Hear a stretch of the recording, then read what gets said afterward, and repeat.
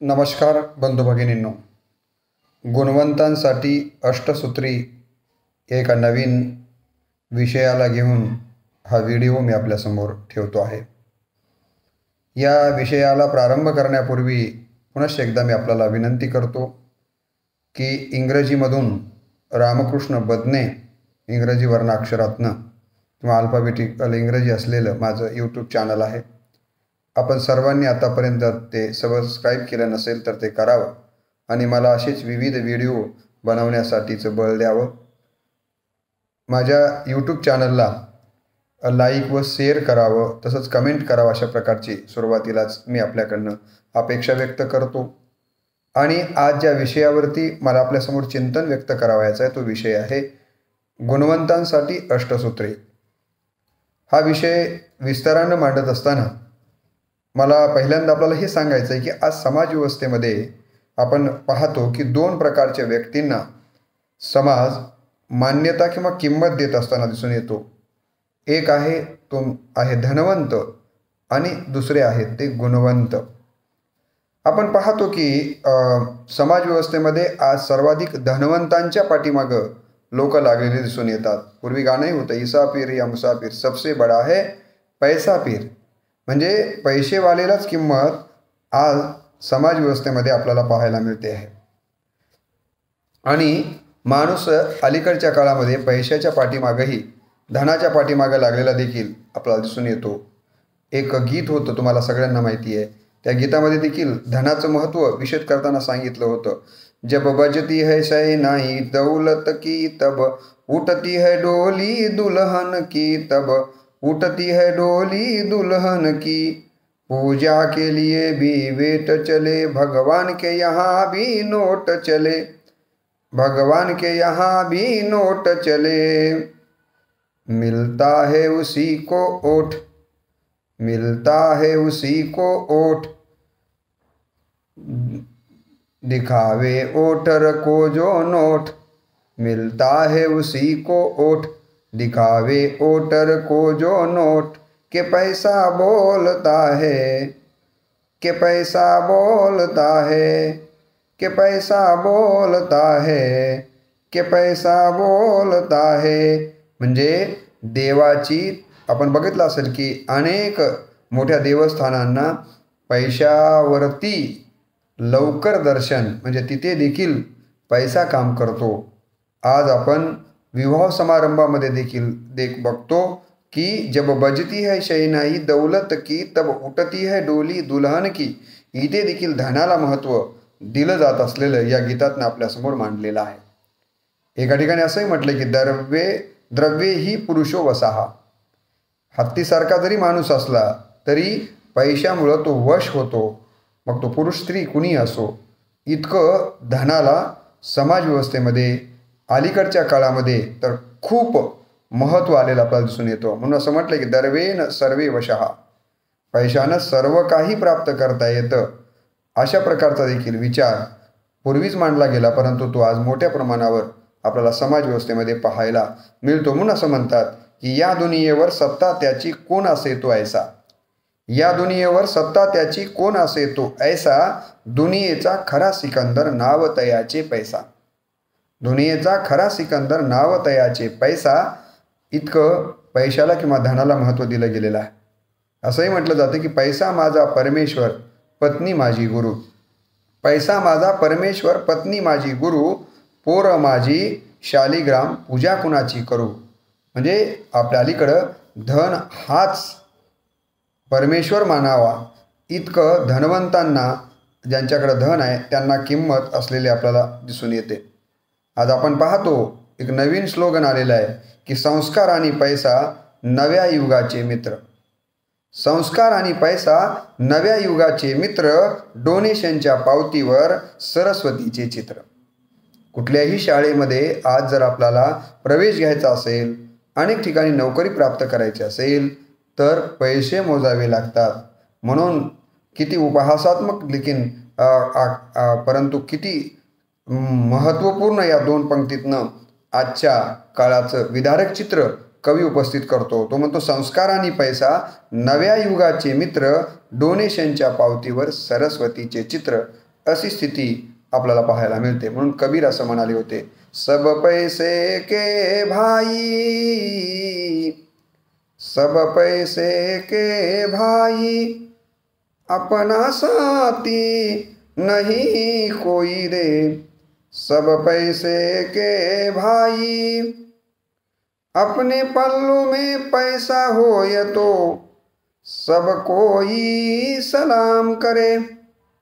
अपने पल्लू में पैसा होय तो सब कोई सलाम करे. अपना पैसा निकल गया तो कोई न मीठा बोले. सब पैसे के भाई, सब पैसे के भाई. आणि हे खऱ्या अर्थानं आज हे चित्र आपल्याला सर्वत्र समाजव्यवस्थेमध्ये पाहायला मिळतं.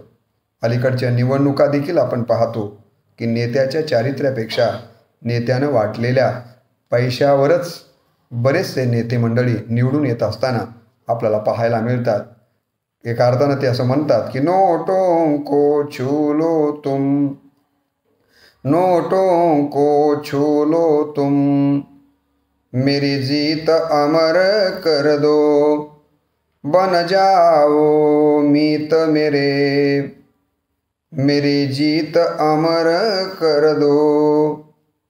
नोटों को छू लो तुम, मेरी जीत अमर कर दो. नोट, घोट, तुम्हाला माहिती आहे नोट, घोट और ओट अशा प्रकारचं चित्र अलीकडच्या काळात आपण पाहतो आहोत. पूर्वी आपण असं म्हणत होतो की माणसं प्रेम करण्यासाठी असतात तर पैसा वापरण्यासाठी असतो. आपण पूर्वी काय म्हणत होतो की माणसं प्रेम करण्यासाठी असतात तर पैसा वापरण्यासाठी असतो. पण आता पैशावर प्रेम करतो आहोत आपण आणि त्याच्या माध्यमातून माणसांचा वापर करायला लागलो आहोत. असं उलटं चित्र आज आपल्याला धनवंताच्या बाबतीत किंवा धनाच्या बाबतीमध्ये पाहायला मिळतं आहे. एवढंच नाही तर धनाला इतकी किंमत दिली गेली आहे की जिला आपण भारतीय स्त्रीला लक्ष्मीचं, सरस्वतीचं, दुर्गेचं, देवीचं रूप दिलं होतं, त्या स्त्रीला देखील नको नको तशा प्रकारच्या उघड्या नागड्या जाहिराती पैशासाठी करायला लावणारी माध्यमं आपण पाहतो आहोत. आणि याचंच विडंबन करताना रामदास फुटाणे असं म्हणाले होते की टीव्हीकडे वळून बघताना वळूने गाईला विचारले, टीव्हीकडे वळून बघताना वळूने गाईला विचारले, मॉडेलिंग करतेस? दुधाच्या जाहिरातीची भरपूर कमाई आहे. टीव्हीकडे वळून बघताना वळूने गाईला, वळूने म्हणजे बैलाने, टीव्हीकडे वळून बघताना वळूने गाईला विचारले, मॉडेलिंग करतेस? दुधाच्या जाहिरातीची भरपूर कमाई आहे. तेव्हा गाय म्हणाली, दुधाच्या जाहिरातीची भरपूर कमाई आहे, पण टीव्हीवरती नागडी दिसायला मी थोडीच बाई आहे. टीव्हीवरती नागडी दिसायला मी थोडीच बाई आहे. म्हणजे एखाद्या गाईला, म्हैशीला देखील नागडी राहताना लाज वाटत असेल, पण अलीकडच्या काळात स्त्रियांना पैशासाठी अशा प्रकारे उघडं नागडं दाखवलं जातंय. म्हणजेच धनासाठी माणसं कुठल्या पातळीला जाऊन पोचली आहेत आणि धनवंतांना किती किंमत दिली जाते यावरून ही गोष्ट आपल्या लक्षात येते. आणि म्हणून खरं तर ते गाणं मला आठवतं की देख तेरे संसार की हालत क्या हो गई भगवान, कितना बदल गया इंसान, कितना बदल गया इंसान. काय झालेलं आहे आज? माणूस खूप बदललेला आहे. सारखा पैसा, सारखा पैसा, पैसा अधिक पैसा, पैसे आहेत पण माणसं आजारी आहेत. कारण सारखं खोटं बोलून ताण वाढतोय, आहे की नाही? आणि मग अटॅकनं माणसं मरून जाताना आपण पाहतो. इथे थांबायची कुणाचीच तयारी नाही आहे. खरं तर ऐहिकाच्या पातळीवर आपल्याला थांबता आलं पाहिजे आणि तपाच्या पातळीवरही अखंडित प्रवास करता आलं पाहिजे. ऐहिकाच्या पातळीवर थांबता आलं पाहिजे आणि तपाच्या पातळीवरती अखंडित प्रवास करता आला पाहिजे. परंतु आपण ऐहिकालाच महत्त्व अधिकच द्यायला लागलो आहोत. ही गोष्ट खरं तर चिंता करण्यासारखी आहे. समाजामध्ये श्रीमंत होण्यापेक्षा गुणवंत होण्याला खऱ्या अर्थानं किंमत यायला पाहिजे होती, पण तसं होताना दिसत नाही आहे. मी तर नेहमी सांगतो की माणसाकडं केवळ कार असून चालत नाही, तर त्याच्याकडं संस्कारही असावे लागतात. केवळ कार असून चालत नाही, तर संस्कारही असावे लागतात. परंतु आपण पाहतोय की संस्कारापेक्षा कारला महत्त्व दिलं जात असलेलं आपल्याला दिसतं. आता काय चाललेलं आहे, आता प्रत्येकजण म्हणतो माझं या बँकेत खातं आहे, त्या बँकेत खातं आहे, मोटारीचा विमा उतरविला, टायरचा विमा उतरवला, उद्या ट्यूबचा विमा उतरवला जाईल, काही दिवसांनी तर विम्याचा देखील विमा उतरविला जाईल. तरीही माणसं असमाधानी आहेत. माणसाला कुठेही आपल्याला समाधान असताना पाहायला मिळत नाही आहे. आणि म्हणून मला असं म्हणायचं आहे की क्लास 1 अधिकारी होण्यापेक्षा आपण क्लास 1 माणूस होण्याचा प्रयत्न केला पाहिजे.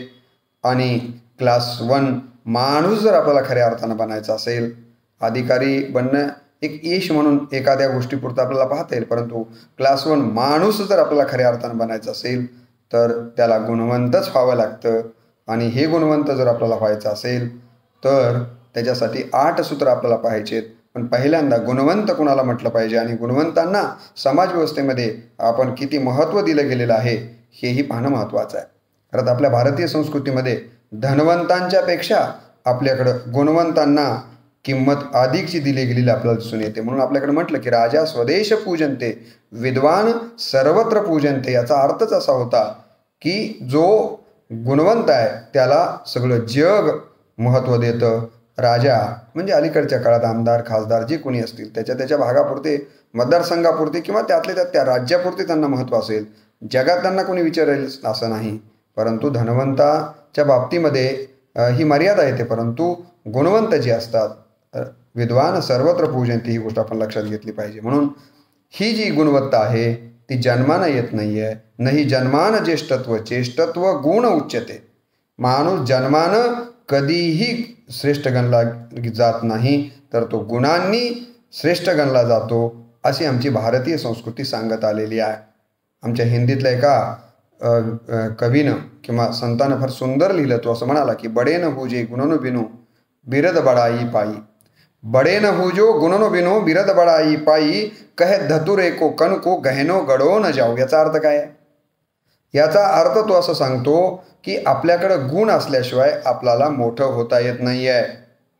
धोत्र्याच्या फुलाला देखील कणक हे नाव आहे आणि सोन्यालाही कणक म्हणतात.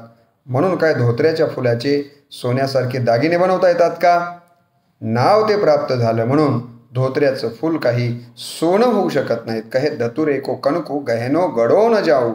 यावरून आपल्याकडं सगळ्याच विचारवंतांनी संतांनी गुणवत्तेला किती महत्त्व दिलेलं आहे आपल्या संस्कृतीमध्ये, ही गोष्ट आपल्याकडे लक्षात येते. तुम्हाला माहिती आहे की जेव्हा शस्त्रपरीक्षा चाललेली होती त्यावेळेला द्रोणाचार्यांनी प्रश्न विचारला होता कर्णाला की तू अर्जुनाच्या बरोबर काय करू शकत नाही, शस्त्रपरीक्षे देऊ शकत नाही आहेस कारण तू क्षत्रिय नाही आहेस.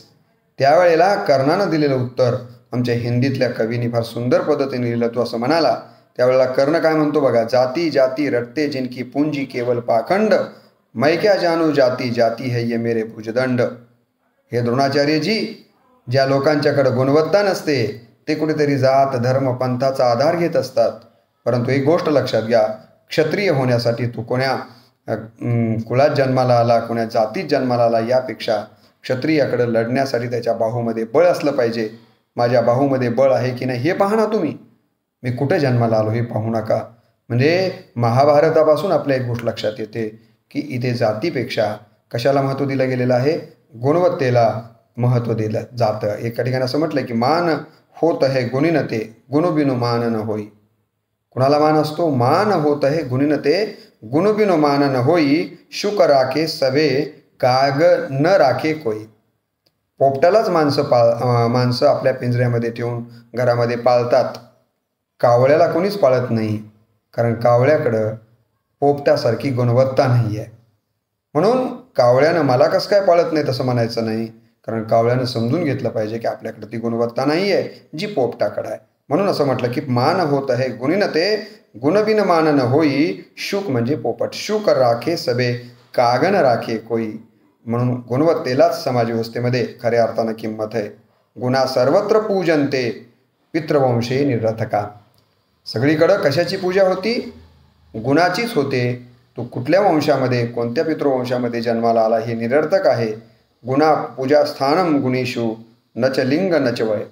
तो कोणत्या लिंगाचा आहे त्याचं वय काय आहे, या गोष्टीला त्याला मला असं वाटतं की महत्त्व देताना, म्हणजे त्याची पूजा करताना किंवा त्याला आदर देताना त्याचा लिंग विचारलं जात नाही, त्या व्यक्तीचं वय विचारलं जात नाही आहे, तर त्या व्यक्तीचं गुण लक्षात घेऊनच त्याला समाजात किंमत दिली जाते आणि दिली गेली पाहिजे असं या ठिकाणी इथं म्हणायचं आहे.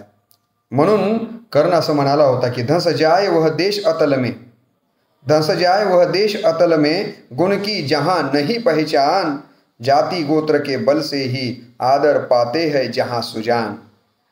तो देश खऱ्या अर्थानं कोण्याच कामाचा देश नाही आहे किंवा तो देश खऱ्या अर्थानं विकसित होऊ शकत नाही असं कर्णाला म्हणायचं की ज्या देशामध्ये गुणापेक्षा जातीला आणि गोत्राला महत्त्व दिलं जातं. तो म्हणतो दस जाय व देश अतल में, गुण की जहाँ नहीं पहचान, जाति गोत्र के बल से ही आदर पाते है जहाँ सुजान. नहीं पूछता है कोई तुम व्रती वीर या दानी हो, सभी पूछते मात्र यही तुम किस कुल के अभिमानी हो. जिथं हे विचारलं जातं की तुझी जात कोणती आहे, कोण्या वर्णामध्ये जन्माला आलास, पण हे विचारलं जात नाही की तू वीर आहेस का, व्रत करणार आहेस का, दानी आहेस का. या गोष्टींना खरं तर गुणांना महत्त्व दिलं गेलं पाहिजे, पण त्याला न विचारता जात धर्म जिथं विचारला जातो त्या देशाचं भविष्य चांगलं नसतं असं कर्ण त्यावेळेला म्हणालेला होता. मगर मनुज क्या करे, जन्म लेना तो उसके हाथ नहीं, चुनना जाती और कुल अपने बस की तो बात नहीं. खरं तर हे माणसाच्या हातातली गोष्ट नाही म्हणतो कर्ण की कोण्या जातीत जन्माला यावं, हे की नाही, कोण्या वर्णामध्ये जन्माला यावं, परंतु गुण प्राप्त करणं मात्र माणसाच्या हातात आहे. आणि म्हणून जाती, पंथ, धर्म, लिंग या गोष्टीपेक्षा माणसाला महत्त्व त्याच्या गुणामुळे मिळालं पाहिजे, अशा प्रकारचा विचार कर्णानं देखील त्यावेळेला मांडलेला आपल्याला दिसून येतो. आणि म्हणून मला याच्यातनं आपल्याला पहिल्यांदा हे सांगितलं की अलीकडच्या काळात आपण धनवंतांबद्दलची काय स्थिती आहे आणि आपल्या संस्कृतीनं गुणवंतांना महत्त्व दिलं आहे, ह्याही गोष्टी मी काही उदाहरणाच्या, काही काव्यपंक्तींच्या आधारानं तुमच्यासमोर मांडल्या आहेत. आता आपल्याला हा विचार केला पाहिजे की नेमकं गुणवंत म्हणजे कोण, ही गोष्ट लक्षात घेतली. पूर्वी मानवता ही महापुरुषांची गुणवत्ता होती. गुणवंत कोण आहे, ज्याच्याकडे मानवता आहे तो खऱ्या अर्थानं गुणवंत आहे. म्हणून मी अनेक वेळेस असं म्हणत असतो, एखाद्या मुलाला विचारलं तुला काय व्हायचं, तर तो म्हणतो मला डॉक्टर व्हायचे, कोणी म्हणतो मला इंजिनियर व्हायचे, कोणी म्हणतो मला कलेक्टर व्हायचं आहे. तर आपण खरं तर त्याला हे सांगितलं पाहिजे की बाकी काही बन न बन, पण पहिल्यांदा तू माणूस बन. माणूस बनणं ही माणसाच्या जीवनातली सगळ्यात मोठी गुणवत्ता आहे. म्हणून मी आता म्हणालो ना की क्लास 1 अधिकारी होण्यापेक्षा क्लास 1 माणूस बनणं, आणि हे क्लास 1 माणूस बनण्याची जी प्रक्रिया आहे किंवा माणूस जो आहे तोच खऱ्या अर्थाने या समाजव्यवस्थेमध्ये गुणवान आहे, गुणवंत आहे. खरं तर पूर्वीच्या काळी महापुरुषांची मानवता हीच गुणवत्ता होती. अलीकडच्या काळात आपण गुणवंत किंवा गुणवत्ता हा शब्द परीक्षेशी जोडलेला आहे. अंकवंतांना आपण गुणवंत म्हणतो, मार्कवंतांना आपण गुणवंत म्हणतो. तो त्याचा एक गुण आपल्याला त्या ठिकाणी म्हणता येईल गुणवंतातला, परंतु पूर्णपणे मार्कवंतांना, अंकवंतांना गुणवंत म्हणणं खऱ्या अर्थानं चुकीचं आहे असं मला वाटतं. आणि आपण सत्कार करत असताना देखील गुणवंत विद्यार्थ्यांचे सत्कार असं म्हणतो, गुणवंत कामगारांचे सत्कार असं आपण म्हणतो, परंतु त्याला खऱ्या अर्थानं पूर्णपणे गुणवंत म्हणता येत नाही आहे. परवा एका शहरामध्ये घडलेली घटना आहे. त्या शहरामध्ये काय चाललं होतं तर 12वीला जी मुलं प्रवेश घेतलेली होती, 95-99% मार्क्स असलेली मुलं, त्यांचे क्लासेस चालू होते आणि बाहेर एका क्रीडांगणावरती खेळाडू ज्यांना 45-46% मार्क्स असतील ते खेळ खेळत होते. आणि वर्ग सुटला आणि त्या 12वीतले जे काही मेरिटचे मुलं होते, एका मुलाचं एका मुलीवरती प्रेम होतं, पण ते प्रेम कसं होतं, वन वे ट्रॅफिक. फक्त मुलाचं मुलीवर प्रेम होतं, मुलीचं मुलावर नव्हतं. आणि तो ती होकार देत नाही म्हणून वर्ग सुटल्याच्या नंतर बाहेर पडल्याबरोबर तिच्यावर चाकूचा वार करतो. बाकीचे सगळे 98-99% मार्क्सवाले मुलं बघ्याची भूमिकेमध्ये उभी असतात, परंतु तिथला आवाज, गोंगाट ऐकून मला वाचवा हा शब्द कानावर पडतो बाजूला फुटबॉल खेळणाऱ्या मैदानावरल्या 46%च्या मुलाला, आणि तो पळत येतो आणि वार करणाऱ्याचा हात वरचेवर चाकूचा पकडतो आणि तो म्हणतो ही माझी बहीण आहे, पहिल्यांदा वार माझ्यावर कर आणि नंतर तिच्यावर कर, मी तिच्यावर वार करू देत नाही. आता मला सांगा इथं कोण गुणवंत आहे? पण 46% मार्क्स घेतलेला तो खेळाडू गुणवंत आहे की 99% मार्क्स घेतलेली ही सगळी जी बघ्याच्या भूमिकेमध्ये उभी होती ती गुणवंत आहेत? आणि म्हणून गुणवत्ता ही केवळ मार्क्सवरती अवलंबून आहे असं नाही आहे. मार्क्स हे जीवनाचे रिमार्क्स असू शकत नाही आहे. ही गोष्ट आपण लक्षात घेणं अत्यंत गरजेचं आहे.